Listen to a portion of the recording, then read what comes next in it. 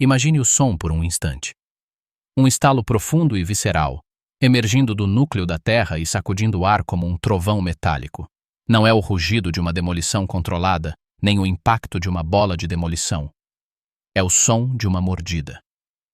Uma única mordida que reduz um carro de 2 toneladas, com todo o seu histórico de viagens e memórias, a um cubo compacto do tamanho de uma mala, em menos tempo do que você leva para recuperar o fôlego. Esta não é uma cena distópica de um filme de ficção científica. É a operação diária de um triturador industrial, o coração pulsante de um negócio que movimenta mais de 200 bilhões de euros por ano nas sombras. Por trás de cada arranha-céu que desaparece do horizonte, de cada avião comercial que termina sua vida em um cemitério de aviões deserto, de cada navio mercante encalhado para sempre em uma praia em Alang, existe um ecossistema oculto de titãs do aço. Gigantes anônimos que não constroem, mas sim desconstroem nossa civilização. Sua missão é devorar o passado para construir o futuro. Hoje deixamos a superfície e descemos às entranhas deste mundo paralelo. Um universo onde a sucata metálica não é o fim da linha, mas a matéria-prima mais valiosa do século XXI. Quando a sucata deixou de ser lixo. Houve um tempo, não muito distante, em que o ciclo de vida de um objeto terminava no aterro sanitário. Um carro velho, uma máquina de lavar quebrada, uma geladeira obsoleta, tudo isso era simplesmente lixo. O último elo de uma cadeia linear que começava na mina e terminava em uma pilha de ferrugem. O período pós-Segunda Guerra Mundial, no entanto, trouxe consigo uma escassez de materiais que obrigou as pessoas a olhar para essas pilhas com outros olhos. Não se tratava de um gesto de consciência ecológica, mas de pura necessidade econômica. Aço, cobre e alumínio haviam se tornado recursos estratégicos. E ali, empilhada e esquecida, jazia uma mina urbana à espera de ser explorada. Os primeiros empreendedores nesse ramo não eram engenheiros, mas comerciantes de sucata, que percorriam as ruas com carrinhos de mão, oferecendo algumas moedas em troca de qualquer objeto de metal. Sua oficina era frequentemente um quintal. Suas ferramentas eram martelos, cinzéis e a força bruta de seus braços. Eles desmontavam motores manualmente, separavam cabos e empilhavam chapas de metal. Era um trabalho lento, sujo e perigoso. Mas lançou as bases para uma verdade reveladora. Dentro da carcaça enferrujada de um objeto inútil, jaziam materiais de valor inestimável. Esse foi o momento fundamental, o instante em que a sucata metálica deixou de ser sinônimo de lixo e se tornou uma mercadoria, uma matéria-prima secundária, da prensa manual ao triturador hidráulico. A resposta inicial à necessidade de compactar e manusear volumes maiores não foi a trituração, mas sim a compactação. As primeiras prensas de sucata metálica, que surgiram na década de 1940, eram dispositivos relativamente simples. Operadas por sistemas de parafuso ou alavanca, elas esmagavam carrocerias e objetos volumosos para reduzir seu volume e facilitar o transporte. Eram, em essência, uma versão mecânica e motorizada do gesto de amassar uma lata com o pé. Mas a indústria automobilística estava crescendo em um ritmo frenético, e os ferros velhos estavam transbordando com um fluxo constante de carros em fim de vida útil. A prensa de caixa fechada, que criou os icônicos cubos compactos, foi um passo fundamental. No entanto, o processo ainda era lento e exigia desmontagem manual prévia. O salto quântico veio com a hidráulica. A aplicação de fluidos de alta pressão para gerar forças titânicas mudou o jogo. De repente, tornou-se possível exercer pressão constante e controlada de centenas, e depois milhares, de toneladas. Isso possibilitou o desenvolvimento da prensa de cisalhamento, uma máquina que não apenas compactava, mas também cortava. Ela podia quebrar eixos, seccionar blocos de motor e partir chassis como se fossem galhos secos. Mas o verdadeiro marco, a invenção que daria origem ao gigante moderno, foi o moinho de martelos. Inspirada nos moinhos industriais, essa máquina abandonou a ideia de cortar ou esmagar em favor de martelar, rasgar e pulverizar. Um rotor maciço, equipado com martelos de aço forjado que giravam a velocidades devastadoras dentro de uma câmara selada, recebia os objetos inteiros, os componentes que definem um britador industrial. Para entender a magnitude dessas máquinas, precisamos analisá-las. Não estamos lidando com um mero artefato, mas com um complexo organismo industrial. Primeiro, há o coração do sistema, o rotor. Não se trata de um simples eixo com martelos. É uma peça única de aço fundido, que pode pesar mais de 40 toneladas. Ele é balanceado com a precisão da relojoaria suíça, pois qualquer desvio das 1.200 rotações por minuto em que gira geraria vibrações capazes de destruir a máquina por dentro. Os martelos fixados a ele não são grandes pregos. São blocos de aço de liga especial, com um teor de tungstênio e cromo que os torna mais resistentes do que qualquer material que irão atingir. Cada martelo pode pesar até 200 quilos e é projetado para girar em seu eixo, sempre apresentando uma nova aresta de corte no impacto, e para retrair ligeiramente se encontrar um objeto intransponível, como um bloco de motor completo, antes de retomar o ataque. A câmara de trituração que a abriga é revestida com placas de desgaste, uma blindagem intercambiável de aço Hadfield que absorve o impacto constante. Essa blindagem pode ter 15 centímetros de espessura e precisa ser substituída periodicamente, pois é literalmente o escudo que contém a batalha. O sistema de alimentação é outra proeza da engenharia. Não se trata de uma simples calha. É uma esteira transportadora reforçada, com até 3 metros de largura, capaz de movimentar 20 toneladas de material por minuto. Frequentemente, é precedida por um guindaste com garra eletromagnética, que seleciona e deposita os objetos com uma precisão macabra. E tudo isso é movido pelo sistema nervoso, a energia hidráulica. Bombas do tamanho de um motor a diesel de caminhão geram um fluxo de óleo a pressões superiores a 300 atmosferas, controlado por válvulas tão complexas quanto as de um ônibus espacial. Essa rede hidráulica não só move o rotor, como também opera as comportas, ajusta a posição das grades de triagem e lubrifica cada ponto crítico sob calor infernal. Finalmente, o cérebro. Um centro de controle computadorizado monitora a temperatura dos rolamentos, a pressão hidráulica, a vibração do rotor e o consumo de energia em tempo real. Qualquer anomalia é detectada e o sistema é desligado em milissegundos, como um carro inteiro é reduzido a folhas em segundos. A jornada de um carro, desde o momento em que entra em uma usina de trituração até emergir como uma pilha de cavacos de metal, é um balé de forças brutais, coreografado ao milímetro. Tudo começa com a recepção. O carro, já sem pneus, bateria e às vezes fluidos, é colocado por um guindaste na pilha de alimentação. Não há desmontagem manual. Nenhum assento, plástico ou estofamento é removido. O veículo inteiro, com tudo dentro, é o ingrediente. A esteira transportadora o leva em direção à entrada do triturador. Este é um momento de transição quase cerimonial, o último segundo de integridade estrutural. Então, ele cruza o limiar. Dentro da câmara, o rotor gira com um rugido ensurdecedor. Os primeiros martelos atingem o teto do carro. O aço de 1 milímetro de espessura do capô não oferece resistência. Ele se curva, torce e é arremessado contra as paredes da câmara. O para-brisa se estilhaça em milhões de fragmentos que serão posteriormente aspirados como vidro moído. O bloco do motor, o objeto mais denso, é submetido a uma saraivada de golpes. Os martelos, girando a uma velocidade periférica superior a 100 km por hora, não o cortam, mas sim o racham, fraturam, desintegram em pedaços irregulares de ferro fundido e alumínio. Os eixos, as molas, os painéis da carroceria, tudo passa pelo mesmo tratamento. É um processo de decomposição acelerada, uma digestão mecânica. Os fragmentos, uma vez reduzidos a um tamanho menor que a linha de partida, caem através dela, dos aterros sanitários locais aos portos internacionais. A jornada de um pedaço de metal, desde o momento em que é arrancado de sua forma original até renascer como um novo produto, é uma odisseia que cruza continentes, e seu ponto de partida é tão humilde quanto onipresente.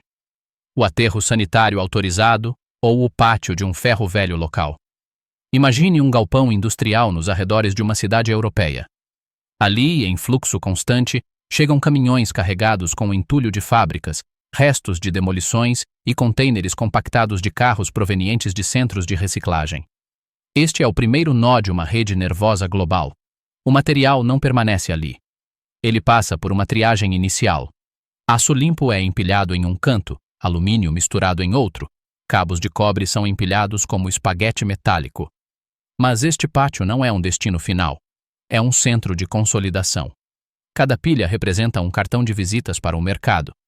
Comerciantes especializados, com tablets em mãos exibindo cotações em tempo real da Bolsa de Metais de Londres, percorrem esses pátios. A negociação não se baseia apenas na tonelagem, mas também no grau de pureza, na composição da liga e na ausência de contaminantes. Uma vez adquirido, o material é carregado novamente, desta vez em contêineres de 40 pés ou vagões ferroviários de carga. Seu destino não é mais local, mas um porto de águas profundas. Chegam a gigantes como os portos de Roterdã, Hamburgo ou Algeciras. Lá, guindastes pórticos, capazes de movimentar contêineres a uma taxa de 1 por minuto, os depositam nos porões de navios graneleiros, embarcações projetadas para transportar matérias-primas a granel. Esses navios, com nomes que raramente ouvimos, como Ocean Titan ou Iron Maiden, são os cavalos de batalha dessa cadeia de suprimentos. Eles partem para os principais centros de consumo e processamento: as siderúrgicas da Turquia, as fundições de alumínio da China, as refinarias de cobre da Índia. O fragmento de sucata metálica, talvez originário de uma máquina de lavar louça alemã descartada, inicia uma jornada de milhares de quilômetros. Seu valor não é mais determinado apenas por sua composição química, mas também pelo custo do frete marítimo, pelos impostos de importação e pela demanda de uma fábrica do outro lado do mundo. Como as siderúrgicas dependem da sucata metálica. No imaginário popular, a produção de aço está inextricavelmente ligada à mineração. Minas a céu aberto colossais, trens transportando montanhas de minério de ferro e altos fornos onde o carvão coqueificado reduz esse minério a ferro fundido. Essa é a rota principal, aquela que criou a indústria nos séculos XIX e XX. Mas no século XXI surgiu uma rota paralela e cada vez mais dominante: a rota do forno elétrico a arco. E seu único combustível é a sucata metálica.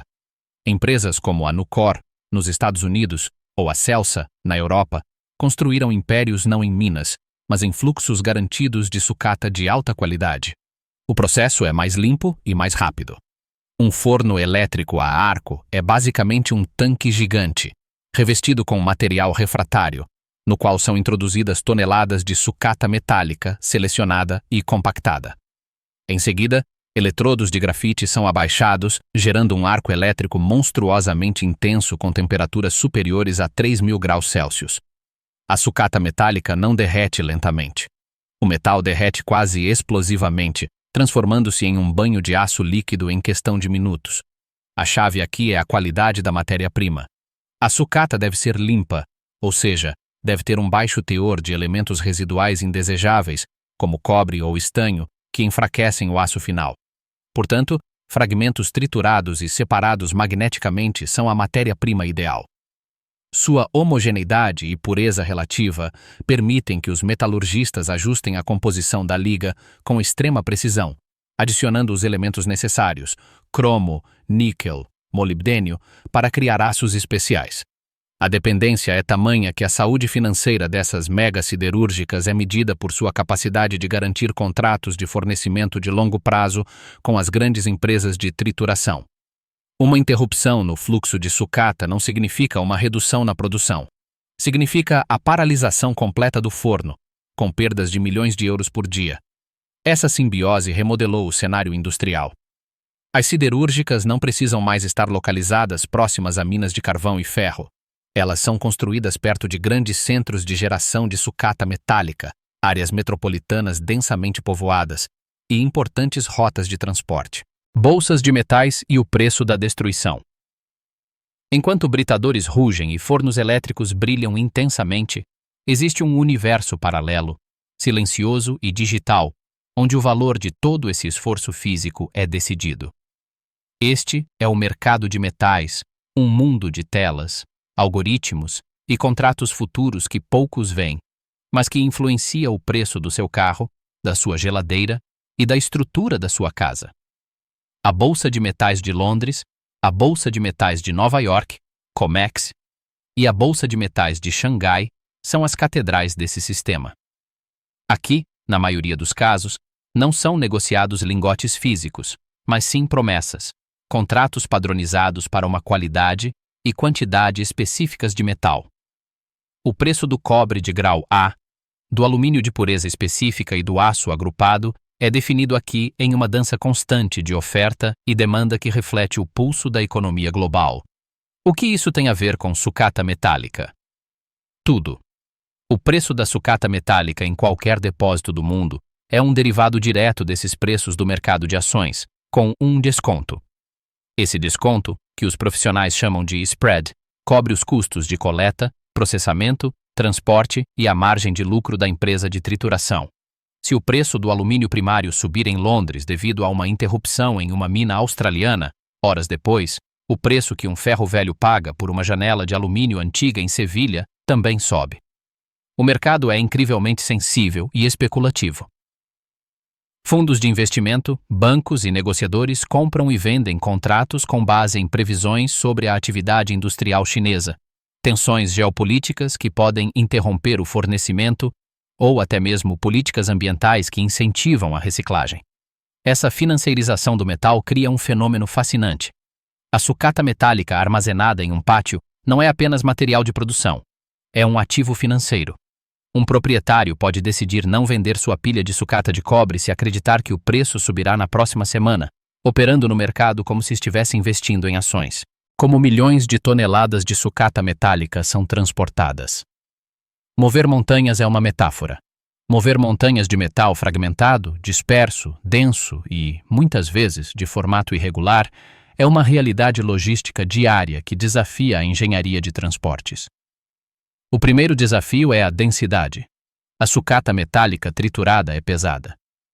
1 metro cúbico de fragmentos de aço pode pesar mais de 2 toneladas.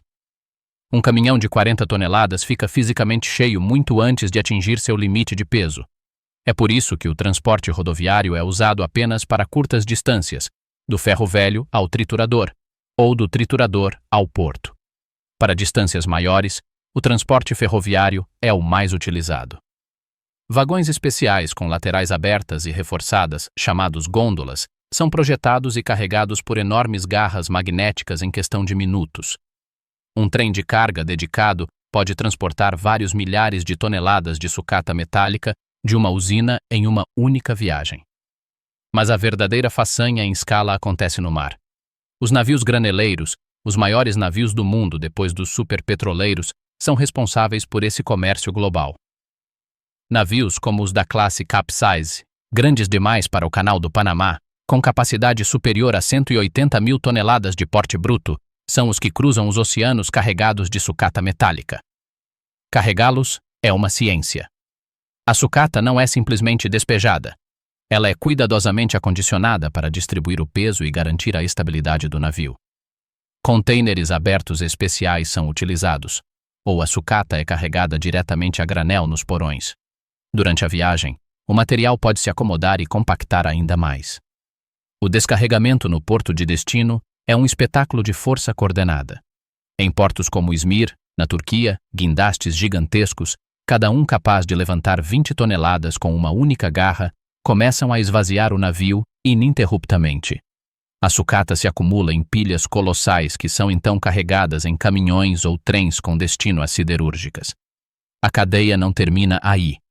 Para metais de alto valor, como cobre refinado ou ligas específicas de alumínio, o transporte é feito em contêineres lacrados que oferecem segurança e rastreabilidade. Cada container possui um número único e sua localização é rastreada por GPS desde o carregamento até o descarregamento. Países disputando o lixo de outros. Em um mundo de recursos finitos, a sucata metálica deixou de ser um problema de gestão de resíduos e se tornou um recurso estratégico nacional, sendo, portanto, objeto de disputas, protecionismo e até mesmo conflitos. Essa guerra não é travada com tanques, mas com tarifas, cotas de exportação e padrões de qualidade. A Turquia é um excelente exemplo. Como um dos maiores produtores mundiais de aço em forno elétrico a arco, sua indústria depende quase que inteiramente da importação de sucata metálica. Seu apetite voraz a torna a maior importadora mundial, atraindo fluxos de toda a Europa, América do Norte e Ásia. Para proteger suas próprias siderúrgicas e garantir o abastecimento, o governo turco ocasionalmente impõe barreiras não tarifárias, exigindo certificações de qualidade extremamente rigorosas ou impondo cotas, o que gera tensão com seus países fornecedores. No outro extremo, estão países como Índia, Vietnã e Bangladesh, com seus famosos cemitérios de navios, como o de Alang. Aqui, a batalha é pelo direito de desmantelar os maiores navios do mundo, uma mina de ouro de aço de alta qualidade que pode ultrapassar 40.000 toneladas por embarcação. Países como a China, antes o principal destino, fecharam seus portos para esse tipo de sucata marítima por razões ambientais, redirecionando esse lucrativo negócio para estaleiros do Sudeste Asiático, onde a competição pelos melhores cascos é acirrada e, muitas vezes, obscura. A União Europeia, por sua vez, trava uma guerra tanto interna quanto externa. Internamente, busca manter seus valiosos fluxos de sucata dentro de suas fronteiras para atingir suas ambiciosas metas de economia circular e reduzir a dependência da importação de matérias-primas primárias. Regulamentações como a proibição da exportação de certas categorias de sucata para fora da OCDE visam precisamente a isso. Externamente, combate o tráfico ilegal de resíduos elétricos e eletrônicos que, sob o rótulo de sucata de segunda mão, são enviados para a África ou Ásia, onde são desmantelados em condições perigosas, contaminando o solo e as pessoas. Os Estados Unidos, com sua enorme geração interna de sucata, são um ator fundamental nesse cenário. Suas decisões sobre tarifas de aço, por exemplo, afetam imediatamente o fluxo global. Se encarecem o aço importado, as siderúrgicas locais aumentam a produção, elevando a demanda e o preço interno da sucata metálica, o que, por sua vez, reduz as exportações e deixa as siderúrgicas em outros continentes com sede de recursos. Essa guerra fria em torno do lixo revela uma verdade incômoda. No século XXI, a soberania e a segurança industrial não são medidas apenas pelas reservas de petróleo ou minerais, mas também pelo controle do fluxo de materiais recicláveis. Quem controla a sucata metálica controla uma parte fundamental da futura cadeia produtiva. E nesse tabuleiro de xadrez global, cada tonelada de material triturado é um peão, e cada porto, uma casa estratégica.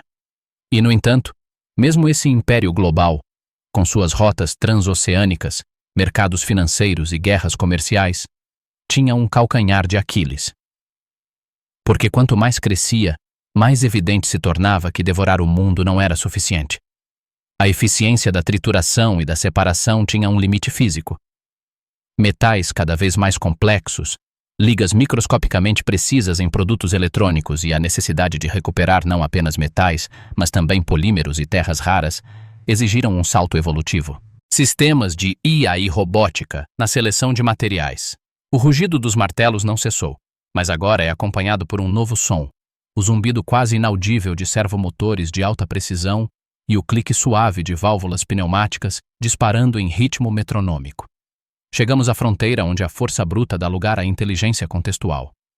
O triturador de terceira geração não é uma máquina única, mas um ecossistema integrado onde a fragmentação é apenas o prelúdio para a cirurgia molecular. O processo começa antes mesmo de o material entrar na câmara de trituração.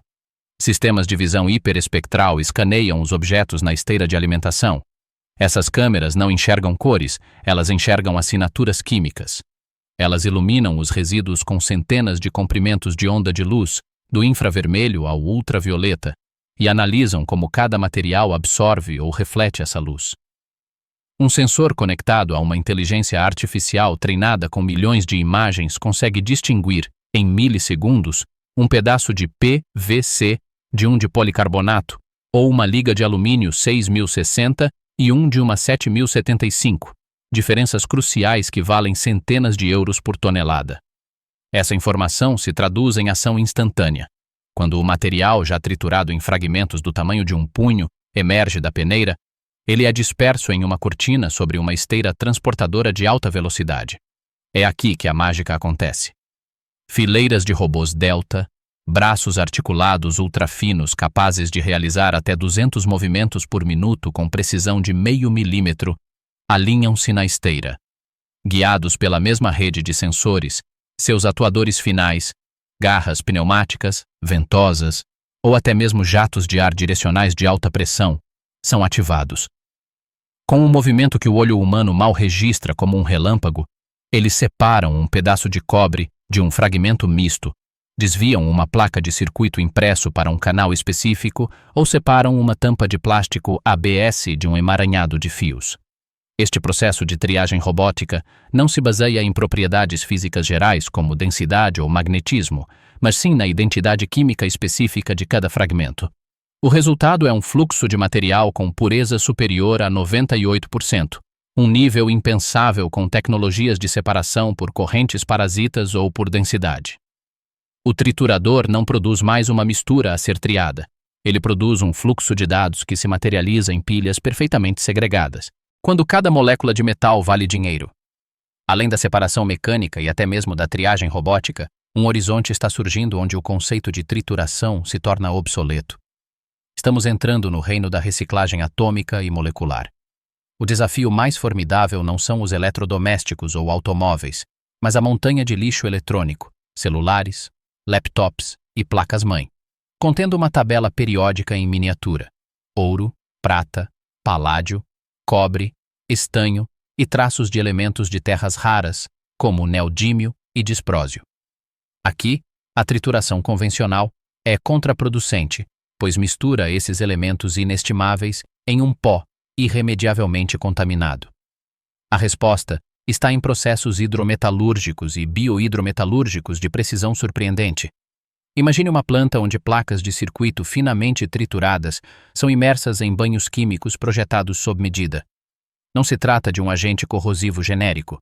Trata-se de agentes de lixiviação seletivos, soluções à base de cianeto, tioureia ou mesmo ácidos orgânicos fracos, cuja composição e pH são precisamente controlados para atacar e dissolver apenas um metal específico.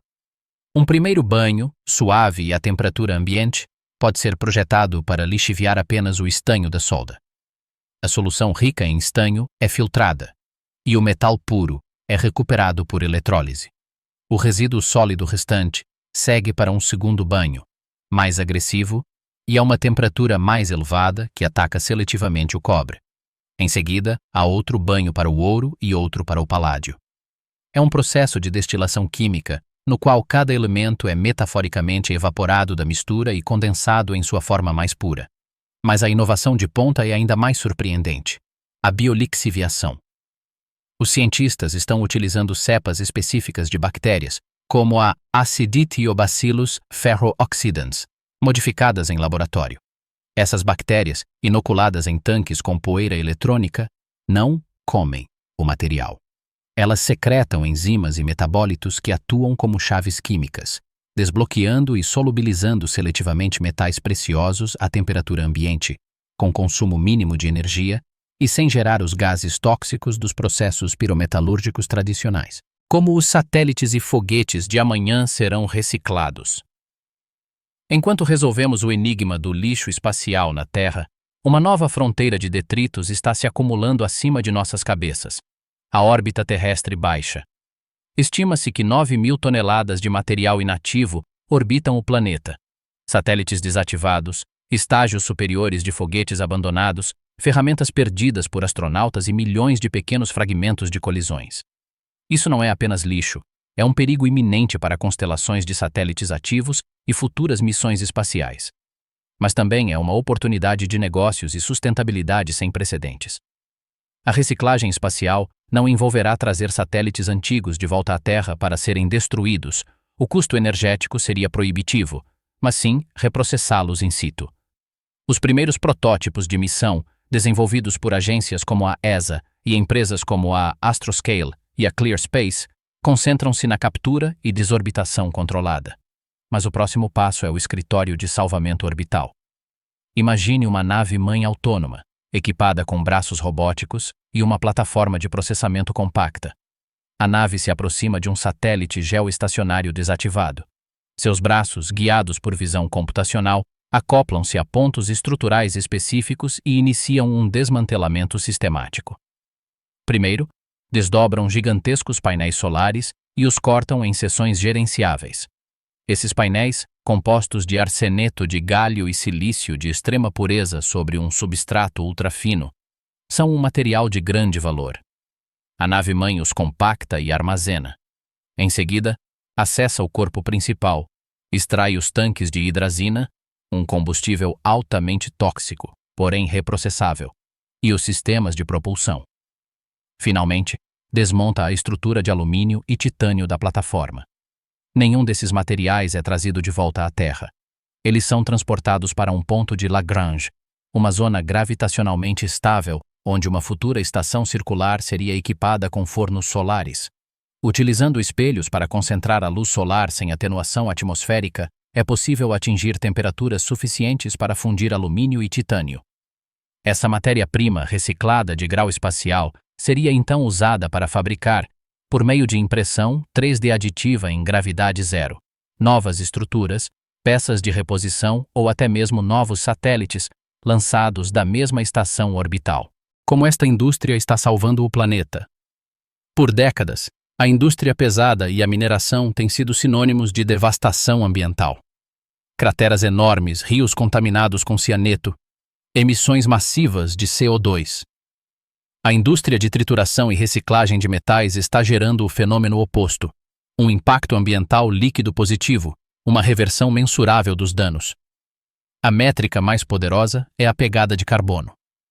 Produzir uma tonelada de aço novo a partir de minério de ferro em um alto forno emite aproximadamente 2 toneladas de dióxido de carbono equivalente. Produzir a mesma tonelada a partir de sucata em um forno elétrico, a arco, emite apenas cerca de 600 quilos, uma redução de 70%. Extrapolando isso para os 1,4 bilhão de toneladas de aço reciclado produzidas anualmente, o número de emissões evitadas é comparável a retirar mais de 300 milhões de carros das ruas a cada ano. Mas o impacto vai além do carbono. A mineração urbana evita toda a cadeia destrutiva associada à mineração primária. Não há desmatamento para minas a céu aberto, nem movimentação de terra que destrói habitats, nem drenagem ácida de minas que contamina aquíferos por séculos. Cada tonelada de cobre reciclado economiza até 500 toneladas de rejeitos que teriam que ser removidos e processados. Além disso, as modernas usinas de trituração são ecossistemas quase fechados. A poeira metálica e outros materiais, capturados por ciclones e filtros de mangas de última geração, não são liberados na atmosfera. São compactados e vendidos como material para a construção de estradas ou processos metalúrgicos secundários. A água utilizada nos processos de resfriamento ou limpeza é tratada e recirculada em circuito fechado, com zero descarte. Até mesmo a fração leve e não metálica, o resíduo final da trituração de carros, que antes ia diretamente para aterros sanitários, agora é objeto de pesquisa e desenvolvimento para uso como combustível sólido recuperado em fornos de cimento ou como aterro em projetos de engenharia civil. Essa indústria não apenas mitiga seu próprio impacto, mas também atua como um reservatório para impactos passados, capturando os materiais que já extraímos e devolvendo-os a ela. Quem controla a informação, controla o metal. Na economia circular do século XXI, o ativo mais valioso não é mais o metal em si, mas a informação sobre ele. Cada fragmento, cada lingote, cada tonelada de sucata metálica circulando pelo mundo gera um rastro de dados. Sua composição química exata, seu local de origem, seu histórico de processamento, sua pegada de carbono associada à reciclagem e seu destino final. Quem controla, analisa e negocia esse fluxo de informações detém as chaves do reino. Assim, surgem as plataformas de rastreabilidade digital. Startups estão desenvolvendo sistemas baseados em blockchain e marcadores moleculares. Imagine que, quando uma montadora produz uma porta de alumínio, ela injeta digitalmente um marcador único, um código QR molecular impresso na tinta ou em uma liga com traços intencionais de um elemento que atua como uma assinatura. Esse código acompanha a porta durante toda a sua vida útil. Quando o carro chega ao fim de sua vida útil e é triturado, sensores avançados na linha de trituração leem esse código. Instantaneamente, descobre-se que esse fluxo específico de fragmentos de alumínio se origina de um modelo particular de porta, com uma liga conhecida e uma pegada ambiental documentada. Esse alumínio, agora rotulado como grau A, origem certificada baixa pegada de carbono, Pode ser vendido com um ágio significativo para um fabricante de bicicletas de alta gama ou uma empresa de eletrônicos que busca atender a critérios rigorosos de sustentabilidade em sua cadeia de suprimentos. Os dados também otimizam a logística em uma escala sem precedentes. Uma plataforma central que agrega informações em tempo real de milhares de trituradores, depósitos de sucata e portos, pode antecipar gargalos, otimizar rotas de transporte e equilibrar a oferta e a demanda regionais quase perfeitamente, reduzindo custos e emissões. Mas o verdadeiro poder reside na previsão. As empresas que possuem esses Big Data poderão construir modelos preditivos sobre a futura geração de sucata. Saberão que em 10 anos haverá um pico de turbinas eólicas chegando ao fim de sua vida útil, ou que a transição para veículos elétricos gerará um aumento específico de baterias de íon lítio para serem recicladas. Isso permite investimentos estratégicos em capacidades específicas de reciclagem com anos de antecedência. O negócio não será mais apenas sobre comprar e vender metal. Tratar-se-á da compra e venda de certificados de circularidade, garantias de origem e dados de sustentabilidade. Neste novo mercado, o triturador mais poderoso não será aquele com o maior triturador, mas sim aquele com o algoritmo mais inteligente e a base de dados mais abrangente. O controlo já não se exerce sobre as minas, mas sim sobre os fluxos de informação que dão significado, valor e um futuro a cada grama de matéria que percorre o ciclo infinito. No final da jornada, compreendemos que o rugido dos trituradores e o silêncio dos mercados digitais não são os sons da decadência, mas sim as pulsações de um metabolismo industrial reinventado. Estas máquinas, tão brutais na sua função, são na verdade as nutridoras de uma nova era. Cada carro compactado, cada avião desmontado, cada telemóvel reduzido aos seus componentes, é um ato de libertação. Liberta os materiais da sua forma obsoleta para lhes conceder uma nova vida e liberta o nosso planeta do fardo eterno da extração excessiva. Este negócio multimilionário, nascido da pura necessidade, evoluiu para o pilar mais promissor de uma verdadeira economia circular. Não se trata de uma utopia ecológica, é uma realidade técnica, logística e financeira de eficiência devastadora. Da próxima vez que você contemplar a beleza esmagadora de uma esfera de aço demolindo um prédio, ou o balanço hipnótico de um eletroímã sobre um mar de sucata metálica, você não estará vendo um fim. Você estará testemunhando o primeiro e mais crucial passo em um renascimento perpétuo. Porque neste ciclo infinito, todo fim é, na verdade, um começo.